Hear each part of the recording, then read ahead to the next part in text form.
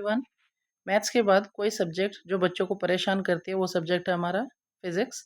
तो आज के इस वीडियो में करंट इलेक्ट्रिसिटी क्लास 10th के लिए इस चैप्टर को एक्सप्लेन नहीं करूँगी मैं इस वीडियो में, बट इस चैप्टर को प्रिपेयर कैसे करें वो तरीका बताऊँगी।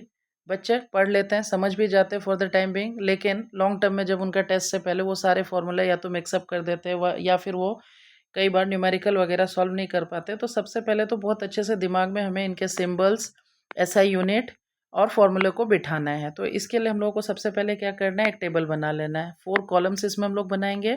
फर्स्ट कॉलम में फिजिकल क्वांटिटी, सेकेंड कॉलम में हम लोग सिंबल, थर्ड कॉलम में फॉर्मूला एंड फोर्थ कॉलम में एसआई यूनिट लिख लेंगे। अब हमारे सिलेबस में जितने भी फिजिकल क्वांटिटी है उनको हमने लिस्ट कर लिया है। अब इन फिजिकल क्वांटिटी के सिंबल्स हमने यहाँ पे लिख लिए हैं और उनके जो भी फॉर्मूले हैं हमारे, वो फॉर्मूले हमने लिख लिए हैं। कुछ फॉर्मूला तो डायरेक्ट है हमारे बुक्स में, कुछ को मैंने यहाँ पे डिराइव करके भी लिखा हुआ है। तो डेरिवेशन क्या है वो नेक्स्ट वीडियो में बताऊंगी। तो यहाँ पे जो फॉर्मूला बन सकता था वो सारा फॉर्मूला हमने इसको लिख दिया और इनके जो भी ऐसा यूनिट है वो हमने लिख दिया। सबसे पहले फिजिकल क्वांटिटी क्या चीज़ होता है यही बच्चों को पता नहीं होता है। तो ऐसे सारे क्वांटिटी जिसको मेज़र कर सकते हैं और उसको डिनोट करने के लिए एक नंबर, न्यूमेरिकल वैल्यू और ऐसा यूनिट अगर हमारे पास है तो उसको हम लोग बोलते हैं फिजिकल क्वांटिटी। तो चार्ज एक फिजिकल क्वांटिटी है क्योंकि चार्ज की वैल्यू 2 कूलम, 3 कूलम, 4 कूलम ऐसे कुछ भी आ सकती है। ऐसे ही पोटेंशियल डिफरेंस भी एक फिजिकल क्वांटिटी है। 3 volt, 4 volt, 5 volt, 20 volt, 120 volt, 220 volt ऐसे लिख सकते हैं हम लोग। करंट भी एक फिजिकल क्वांटिटी है। 2 एम्पेयर, 3 एम्पेयर, 1 एम्पेयर ऐसे हम लोग लिख सकते हैं। यानी एक नंबर आ रहा है और एक ऐसा यूनिट आ रहा है। तो जिसमें भी नंबर और ऐसा यूनिट होता है वो हमारा है फिजिकल क्वांटिटी। तो क्लास 9th और 10th दोनों ही क्लासेस में हम लोग फॉर्मूलाज फिजिक्स को बहुत अच्छे से दिमाग में बिठाने के लिए ऐसा टेबल बना सकते हैं। तो first table is first physical quantity of our syllabus is charge. Charge का सिंबल होता है हमारा कैपिटल क्यू और कैपिटल क्यू का चार्ज का फॉर्मूला हो गया work done upon potential difference. कैसे? क्योंकि पोटेंशियल डिफरेंस का फॉर्मूला होता है डब्ल्यू अपॉन क्यू। तो ये क्यू हमारा लेफ्ट साइड में आ गया और वी हमारा राइट साइड में आ गया। तो इस तरीके से क्यू का ये फॉर्मूला निकल गया। और करंट हमारा होता है I is equals to Q upon T. तो ओनली क्यू क्या हो गया, आई इंटू टी। तो ये फॉर्मूला हो गया हमारा चार्ज का और इसका ऐसा यूनिट है हमारा कुलम। नेक्स्ट हमारा आता है पोटेंशियल डिफरेंस। तो पोटेंशियल डिफरेंस तो हमारे सिलेबस में डायरेक्ट फॉर्मूला ही है, work done by moving a quantity of charge.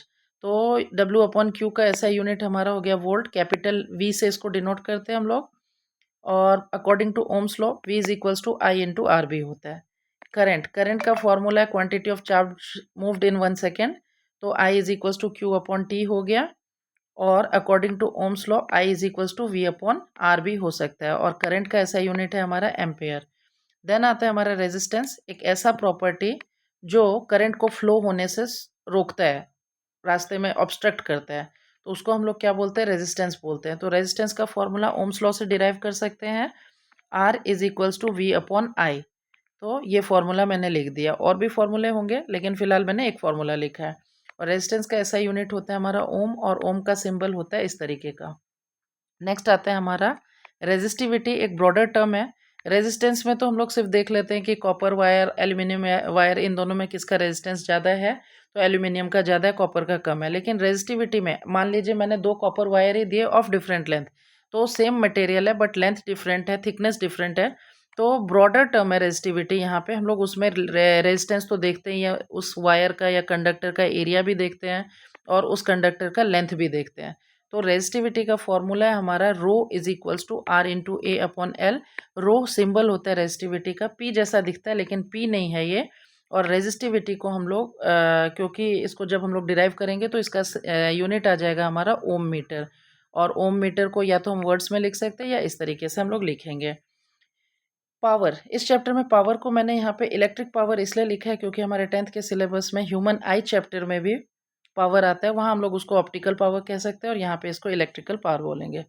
तो पावर का फॉर्मूला होता है वर्क डन अपॉन टाइम और ऐसा यूनिट इसका होता है वॉट, जिसको हम लोग कैपिटल डब्ल्यू से डिनोट करते हैं। और पावर के सिलेबस में हमारे 3 और फॉर्मूले हैं तो वो भी हमें याद रखना है क्योंकि डिपेंड करता है न्यूमेरिकल में। अगर हमें पोटेंशियल डिफरेंस और करंट दे रखा है तो ये फॉर्मूला आएगा।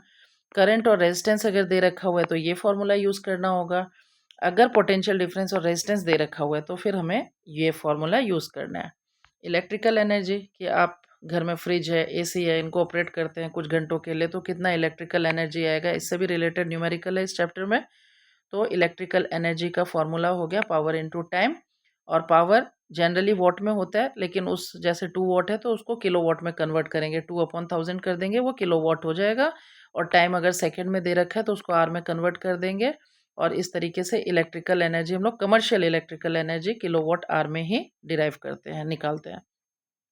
नेक्स्ट बहुत सारे क्वेश्चन में कैलकुलेट द वर्क डन और एनर्जी। तो वर्क डन और एनर्जी को मैंने यहाँ पे एक ही लिखा है, कैसे? क्योंकि हमें पता है वर्क डन का ऐसा यूनिट जूल होता है, एनर्जी का भी ऐसा यूनिट जूल होता है, इसीलिए मैंने, क्योंकि पोटेंशियल डिफरेंस का फॉर्मूला होता है W/Q। तो कभी कभार क्वेश्चन में ऐसा लिख देते हैं कि वर्क डन है और हमारा Q दे रखा हुआ है, कैलकुलेट द एनर्जी, तो हम लोग वर्क के जगह एनर्जी भी पुट कर सकते हैं और निकल जाएगा। और इसका ऐसा यूनिट हमारा हो गया जूल। और हीट का एक फॉर्मूला है हमारे इस चैप्टर में, H=I²RT, ये डिराइव करके निकाला गया। डेरिवेशन मैं किसी नेक्स्ट वीडियो में बताऊंगी। Thank you.